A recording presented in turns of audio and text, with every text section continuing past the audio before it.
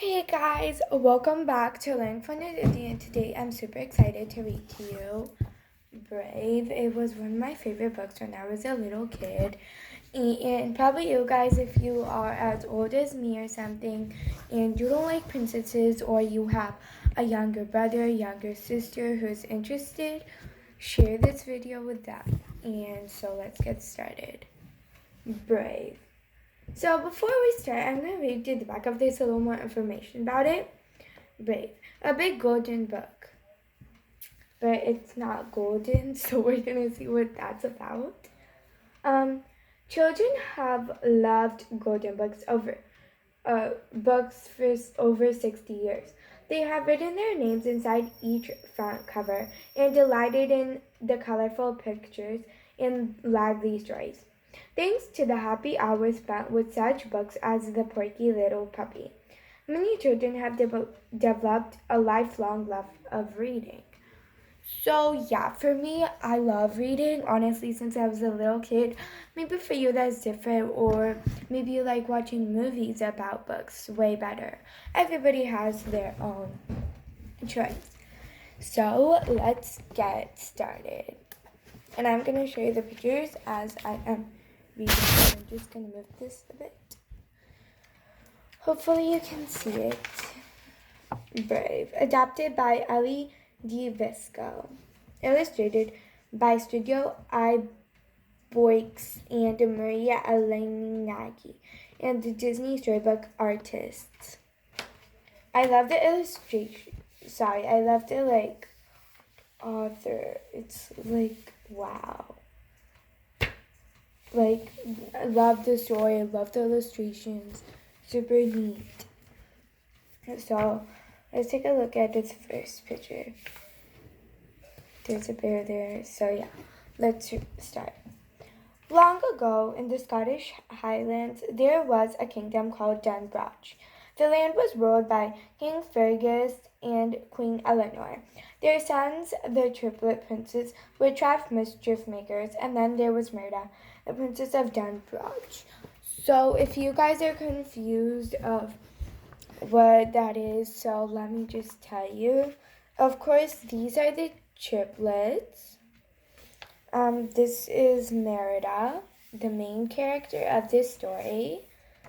This is her mother, Queen Eleanor. This is her father, King Fergus. So let's move on.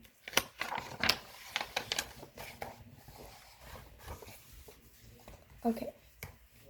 Every day, Queen Eleanor spent hour after hour teaching Merida how a princess should behave, but Merida refused to listen. Sometimes the queen wondered how she would ever get through to her daughter. Merida dreaded her mother's lessons. She preferred riding her horse Angus and practicing with her bow and arrows. Merida was a skilled archer and verily missed a shot. So as we can see here, she was very interested in the outside world. She didn't want to be a princess. So let's see how her mother and her father do with that. And her triplets.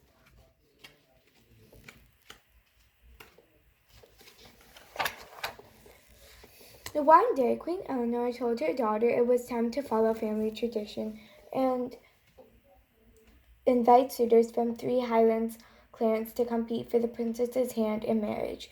But Merida said she wasn't ready to marry. Queen Eleanor told her a legend about an ancient prince who had refused to follow the traditions of his kingdom. He had split from his 3 brothers, and their kingdom had fallen. Legends are license, said the queen. Merida was not convinced. So, as we can see, Merida has to get married to someone, but she doesn't want to. But it's family tradition. So, let's see what else happens and what she does. Because that's an interesting part from what I know. So before we start, we're going to take a look here. So these are all the soldiers. while coming from the other highlands, and these are their dads, like the son's dads, so this guy, so we're gonna read the names in here. So let's see. But the clans were already on their way. A few days later, the royal family received them in the castle great hall.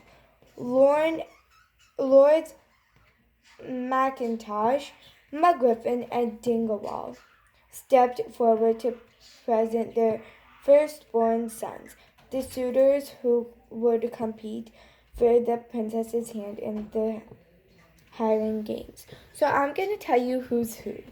So Dingwall, Lord Dingwall is this guy over here. He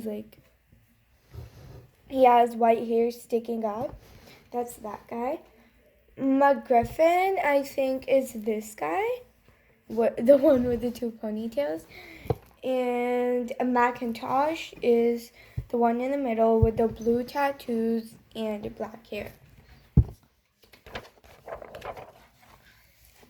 Young Mackintosh, as I see, this is this is his father, this is young Mackintosh. This is young McGriffin, this is his father, and this is young Dingwall, and this is his father. So let's see. Young Mackintosh was the first suitor. With his own sword and vanquished 1,000 foes. His father, Lord Mackintosh, bragged. The next suitor was young McGriffin. With his bare hands, he banished 2,000 foes. His father, Lord McGiffin, Guffin, boasted. Wee Dingwall was last. He vanquished 10,000 foes single-handedly. His father, Lord Dingwall, bluffed. So now let's do the second one. Let's see what Merida's wearing here. Can you guys guess? I personally like her normal outfit in the front cover. I personally like that, but maybe you guys like her here. Queen Eleanor outlined the rules of the Highland Games. Only the firstborn descendant of each of the clan leaders could compete for the hand of the princess. The princess herself would choose the challenge. Merida's eyes lit up. Firstborn, she thought. Suddenly she had an idea. I choose archery, she cried. The competition took place on the castle grounds. That very afternoon, young McGiffin almost missed the target altogether. Young Mackintosh's shot was better, but his attitude was not. So let's see. He's like, oh man. And Lee Dringle was the worst archer of all, but somehow he hit the bull's eye. Then Merida appeared on the field. I am the firstborn descendant of Clan Dunbroch, she declared, and I'll be shooting from my own hand. I forbid it, Queen Eleanor cried, but Merida ignored her mother and took aim. So she doesn't want to get married, so as she heard the firstborn descendants of clan, she was like, okay, well, I'm firstborn clan of Dunbroch, so I can compete for my own hand. So she's doing that. And her mother's like, no way, you cannot do that. And then 1, 2, 3 arrows took flight and hit all 3 bullets' eyes. Merida was bullseyes. Merida was thrilled until a furious Queen Eleanor dragged her back to the castle. That's sad, but let's see what she did. She made these 3 arrows at the same time. Impressive. You embarrassed them, the queen shouted at Merida when they were alone. You embarrassed me. I'll never be like you, Merida cried angrily and slashed the family trapeze with a sword, splitting the images of her and her mother. So let's see how she split it. So like who's on whose side. So her father and the triplets on her side. So her mother is all left out. So I guess she did that by accident. Well, she meant to because she was angry. But now let's see what happens. Merida ran out of the castle sobbing. She jumped on her horse and raced into the forest. Soon she arrived at the mysterious ring of stones. Tiny blue lights appeared, forming a trail. They seemed to beckon Merida deeper into the forest. So, for me, I would not fall for that. I don't know about you guys. The blue lights were will-o'-the-wisps, known for leading people either to treasure or to doom. Merida followed the wisps to a small cottage where an old woman lived. Believing the woman was a witch, Merida asked her for a spell to change her mother. Oh no, what is she going to change her mother to? Well, let's see. Well, the witch looks weird, like very creepy here. So I don't mean to scare you off. Long ago, I met a prince, the witch told Merida. The prince had given me the witch. The prince had given the witch a ring engraved with 2 axes in exchange for a spell. Give him the strength of 10 men. The witch set to work making the spell. When she was done, she pulled the cake from her cauldron and gave it to Merida. Clearly, the witch was finished for Merida, as for soon found herself heading for home. At the castle, Eleanor was happy and relieved to see Merida, but the Lord still expected an answer. Whom would the princess marry? Merida handed her mother the cake. I made it, she fibbed, for you. After one bite of cake, the queen set down her fork and she suggested they go and settle things with the lords. But soon the queen began to feel ill. Was the spell taking effect? Dodging King Fergus and the lords, Merida led her mother to her room. Queen Eleanor went straight to bed. After a few minutes, a giant bear rose from the sheets. The queen had been transformed. That scabby witch gave me a gammy spell, Merida cried. Eleanor the bear let out an angry roar. Downstairs, King Fergus heard the bear roar. Long ago, an evil bear called Mordu had eaten one of his legs. Ever since the king had hunted down every bear he'd come across, and now there was a bear in his castle. King Fergus quickly gathered all the clans for a hunt. Merida knew she had to find the witch so she would undo the spell. She asked her brothers to distract the king so she and her mother could slip out of the castle. The troopers used a chicken to cast the shadow of a bear on the wall. When the king saw it, he took off far after the bear, leading the hunting party in the wrong direction. Merida and her mother quickly headed for the woods. Oof, that's bad, like really bad. Merida led her mother to the witch's cottage. The witch was gone, but she had left a message in her cauldron. Fate be changed, look inside, mend the bond torn by pride. Suddenly a white cloud filled the air. When it cleared, the cottage was gone. The desperate pair could find nothing to undo the spell. So that note over there which said, Fate be changed, look inside, mend the bond torn by pride. I know what that means, but I want you to figure it out. So, and Merida's gonna figure it out sooner or later. So let's see what she thinks that spell or what that is means. The next morning, Eleanor picked some berries for breakfast and sat down to her queenly meal. Merida decided to get them a real breakfast. In a nearby stream, Merida caught a fish. She showed Eleanor how to catch fish too, and together they played and splashed in the river. For the first time in a long while, mother and daughter enjoyed each other's company. First of all, I love the scenery in this picture. It's like so detailed, so beautiful.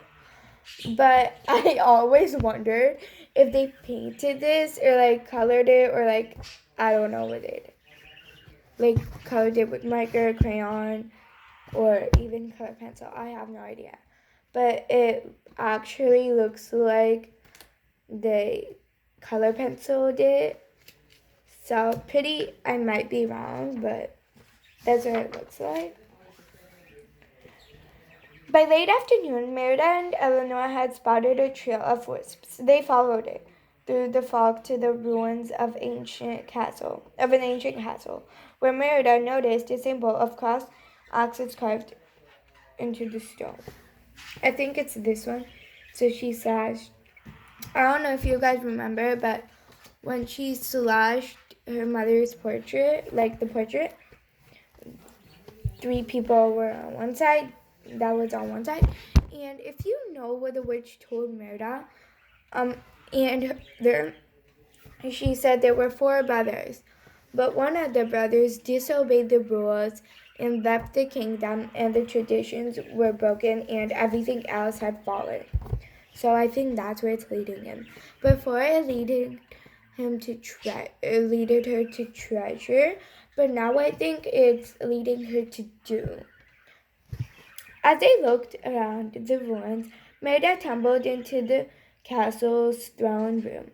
There she saw a stone carving of 4 brothers, princes, all but the 4th brother was broken off. It was just like her mother's legend. Split, Merida whispered, like the trapper's theme. So I guess that's what that means. So this bear is not her mother, just so you know, guys. Merida noticed deep claw marks throughout the room. The strength of 10 men, Merida said, recalling the witch's words, and the prince's ring with the crossed axes. The prince's ring. The prince became Mordu. Just then, Mordu appeared. Guys, this is Mordu. He looks kind of creepy, and he is dangerous. So let's see what happens while her mother's doing. Her mother's worried, Mordu's chasing after them. Mordu launched at Merida, but the queen pulled the princess out of his reach just in time. Merida and her mother raced away from the ruined castle. So this is what they're doing. And obviously the bear looks so cute for me. Not this one, that's creepy, this one. Like, if it was a cub, it would look so cuter. And speaking of cubs, it's gonna happen soon. But this picture, it's so adorable. You can see the eyes. It's the eyes that makes me go into it. So let's see what else happens. At the Ring of Stones, Merida realized she had to mend the bond torn by pride, as the witch's message had told her. That meant returning to the castle and mending the family trapezy she had torn. Mother and daughter headed home as fast as they could. So I guess Merida finally figured out. Merida sneaked her there into the great hall. The clans were brawling over Merida. Eleanor hid in the shadows and coached her daughter through a speech. Merida announced, "The queen feels in her heart that we should be free to follow our own hearts and find love in our own time."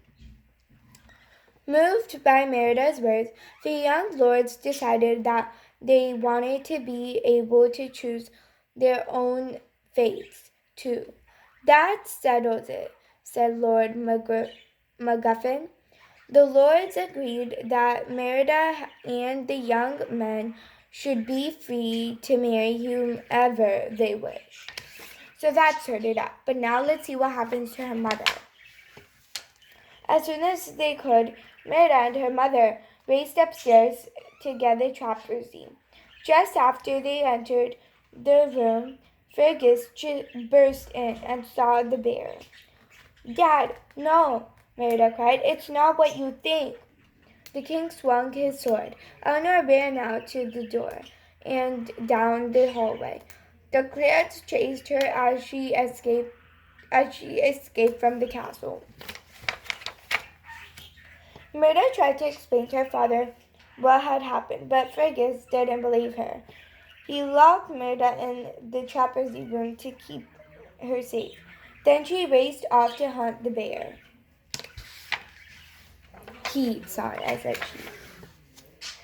Meanwhile, the triplets had eaten the magic cake and become bears too.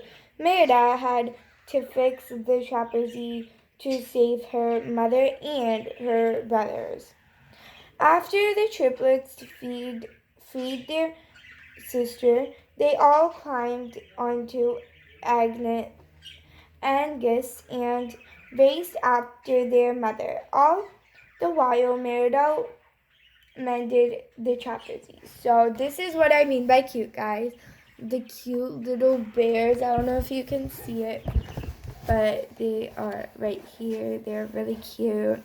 That's what I mean by if it were like a cub, it would look way cuter. So that looks really cute.